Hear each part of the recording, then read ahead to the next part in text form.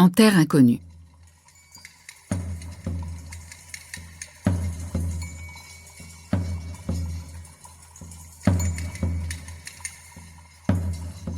Profondément endormi, Ulysse ne sait pas qu'il est tout près d'un groupe de belles jeunes femmes venues au bord du fleuve pour laver du linge sale.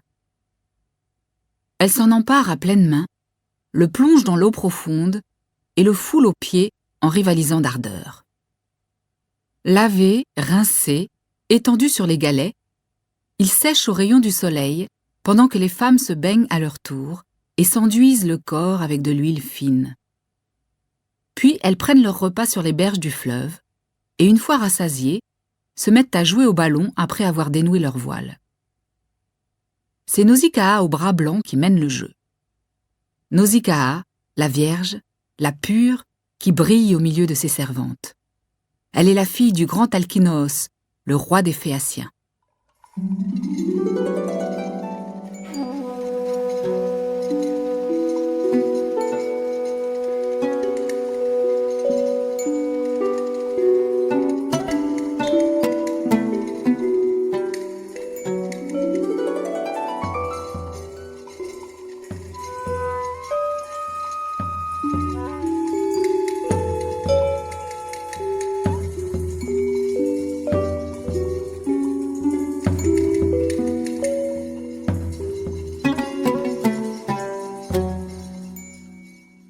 Mais c'est l'heure maintenant de rentrer au palais, d'atteler les mules et de plier le linge. Athéna, la déesse à l'œil étincelant, en décide autrement. Elle veut qu'Ulysse se réveille, qu'il voie la jeune fille au beau visage et qu'elle le conduise au pays des Phéaciens. Nausicaa lance la balle à l'une de ses femmes. La balle manque la servante et tombe dans le trou d'une cascade. Les filles, aussitôt, se mettent à crier et Ulysse se réveille. Il s'assoit, incertain, et se pose 1000 questions. Hélas, où suis-je? J'ai cru entendre des voix douces de jeunes filles. Est-ce que ce sont des nymphes? Des femmes? Il faut que j'aille m'en rendre compte par moi-même. Sur ces mots, Ulysse sort des broussailles.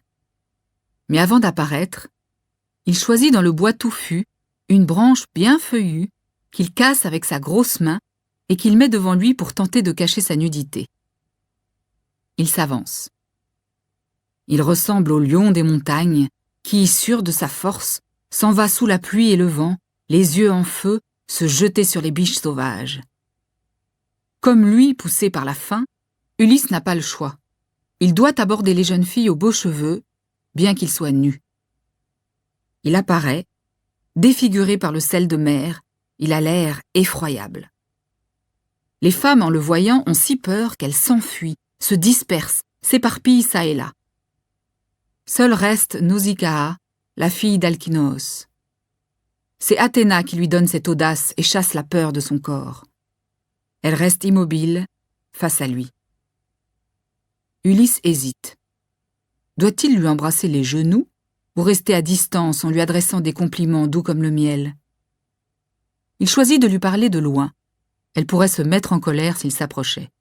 « Reine, je suis à tes genoux. Es-tu femme ou déesse? Je n'ai jamais vu d'être humain, homme ou femme, aussi beau que toi, et je suis pétrifiée d'admiration. Mais j'ai aussi terriblement peur de m'approcher de toi. Il faut que tu saches qu'un cruel malheur m'accable. Reine, aie pitié de moi. Je ne connais aucun des habitants de cette terre. Montre-moi la ville.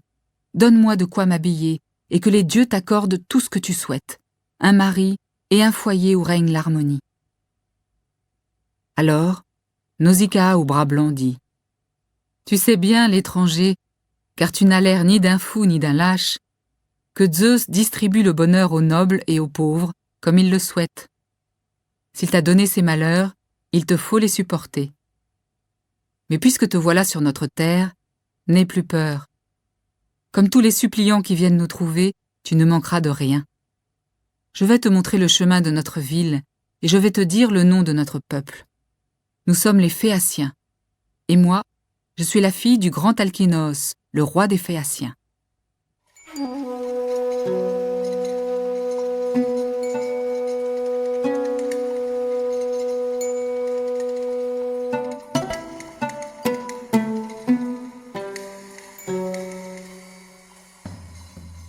Nausicaa s'adresse à ses femmes. « Revenez ici. Où vous fait fuir la vue d'un homme? Celui que vous avez devant vous n'est qu'un pauvre naufragé. Puisqu'il nous est venu, il faut s'en occuper. Allons, donnez-lui un manteau propre et une tunique, et baignez-le dans le fleuve à l'abri du vent. » Les filles exécutent ses ordres.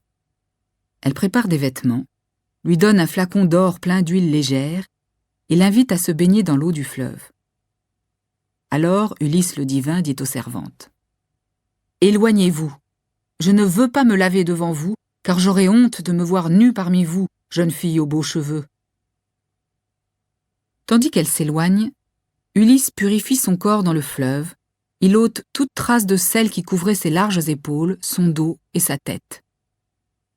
Il passe alors les vêtements qu'on lui a donnés, et Athéna le fait paraître plus grand et plus vigoureux. Ses cheveux bouclés tombent de ses épaules, il est éclatant de charme et de beauté. Nausicaa, qui le regarde, dit à ses suivantes: « Tout à l'heure, je l'avoue, cet homme me semblait vulgaire. Maintenant, il ressemble aux dieux. Ah, si on pouvait me donner un tel homme pour époux, s'il habitait ici, s'il voulait bien rester. Allons les filles, apportez à cet étranger à boire et manger. » Les suivantes obéissent. Elles posent la nourriture et la boisson devant Ulysse qui mange et boit avec avidité, lui qui depuis tant de jours est resté sans nourriture. Alors Nausicaa dit: « Lève-toi, étranger. Allons en ville que je te mène au palais de mon père. Voilà comment nous allons faire. Tant que nous longerons les champs, tu marcheras derrière le char avec mes suivantes, je te montrerai la route. Bientôt nous pourrons voir la ville avec sa haute enceinte et ses 2 ponts. Mais on pourrait jaser en nous voyant ensemble. J'ai peur des mauvaises langues. Je les entends d'ici. Qui est cette inconnue? Où l'a-t-elle trouvée? Est-elle allée se chercher un mari ailleurs, elle qui n'a que mépris pour les Phéaciens qui lui font la cour?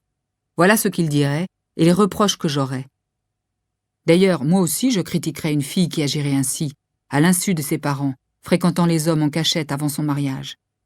Écoute-moi, étranger, si tu veux que mon père t'aide à retourner chez toi au plus vite. Sur le bord du chemin, nous trouverons un bois. C'est celui d'Athéna. Arrête-toi là, le temps pour nous de traverser la ville et d'arriver au château de mon père.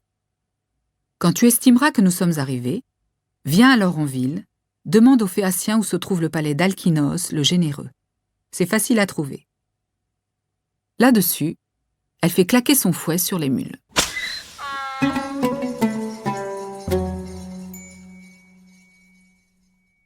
Au coucher du soleil, ils parviennent au fameux bois sacré d'Athéna.